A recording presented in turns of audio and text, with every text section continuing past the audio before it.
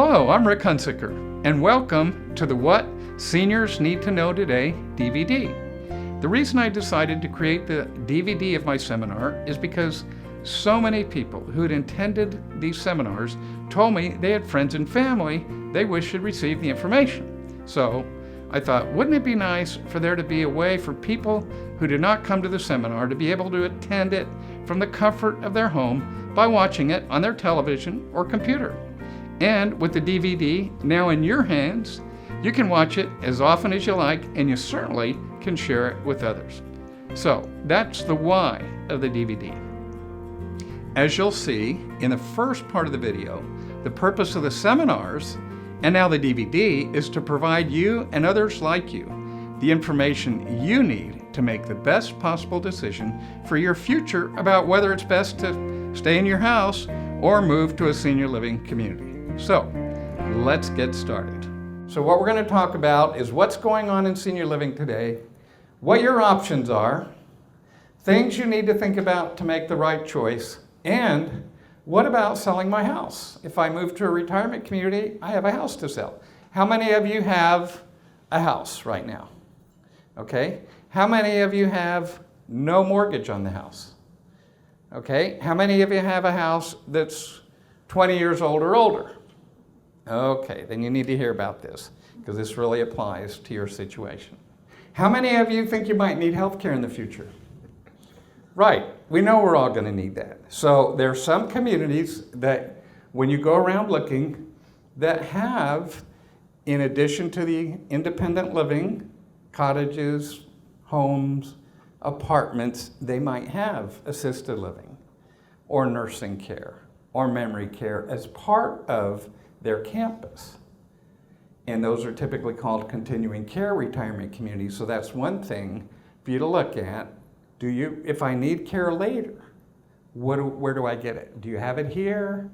Do I need to go get it somewhere else? So health care is a big thing to consider. Socialization is really a big thing today in senior living communities, much more than before. Many seniors are saying, I don't socialize with my neighbors anymore like I used to. And I didn't mention this morning, but I'll go ahead and make this comment because this is funny. What do you think what mechanical device do you think has had the greatest effect of reducing neighborhood socialization? Automobiles, television, computer, telephone. Garages. Automatic garage door. He got it. That's right. Automatic garage door opener. Think about that. They push the button, sneak into the garage, push the button, shut it, and nobody ever sees the neighbor because you're not outside opening and closing the garage door. So the deal is people in so many neighborhoods, they're not social with their neighbors like they used to be.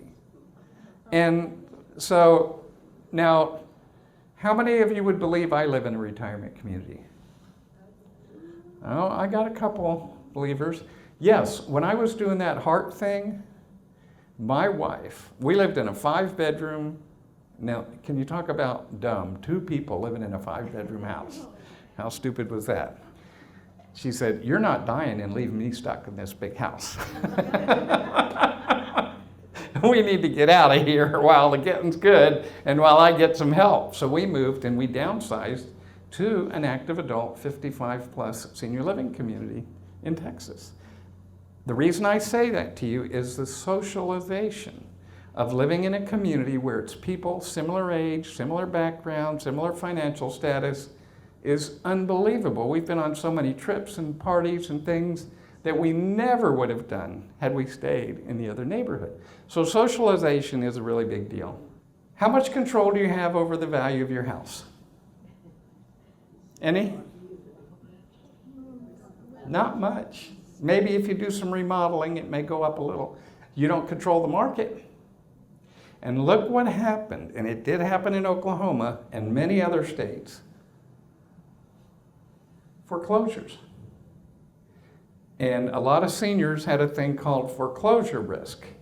And what would happen is they live in a neighborhood where there was a young couple or two or three, and one of them lost their house because they couldn't afford to stay there. And many of them bought a house they shouldn't have bought anyway because of the way mortgage was. And the bank said, we're taking the house back. And they call the real estate people and say, sell that house. We don't have any emotional attachment to it at all. Just get rid of the house. So let's say it's a $200,000 neighborhood and the bank says, just get rid of the house, and they sell it for $150,000. What do you think that did to the value of the other houses in the neighborhood? Went down, right. Now the young couple said to the bank, hey, I had a huge mortgage on that house. You, Mr. Bank, had a lot more money tied up in the house than I did. Here, have the keys back. You can have it back. Because the bank's got a lot more tied up than the young couple did. The mortgage may have even been more than what the house was even worth. So they said, let the bank have it. The senior said, whoa, I've already paid my mortgage. That's my money sitting in the house that just went from $200,000 to $150,000 through no fault of my own.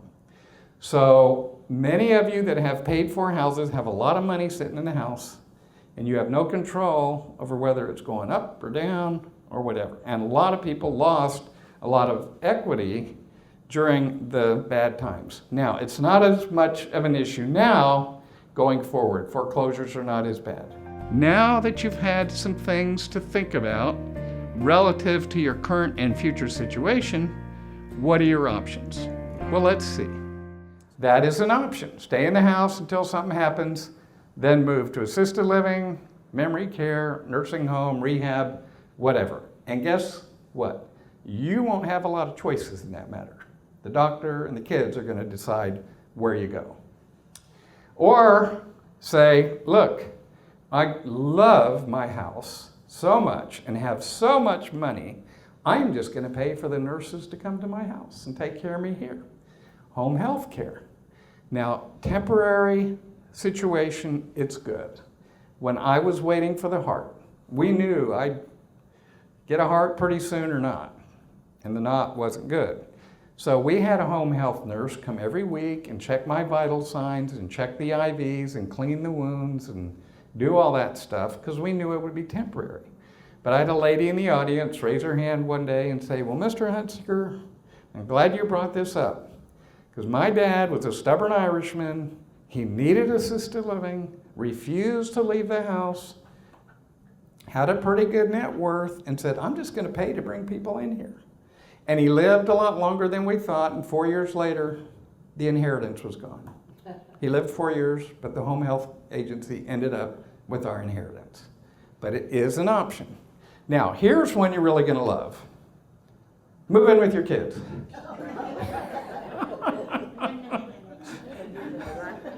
No? Not getting any positives on that? We had somebody this morning in the group that said, my kids are still with us.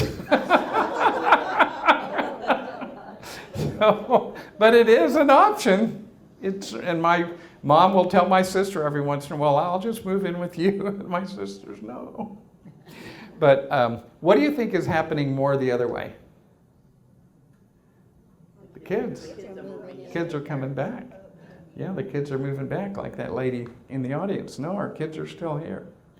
So at any rate, that's another option. Or, hey, why do I have to wait for something to happen? Maybe I could start thinking about an independent living community now while it's my choice before something happens. How many of you would say you know a little bit more about what's going on in the senior living business, things you need to think about to make the right choice about staying in your house or going to a community, and things about real estate and getting a house sold? How many know more now than before you came in the room?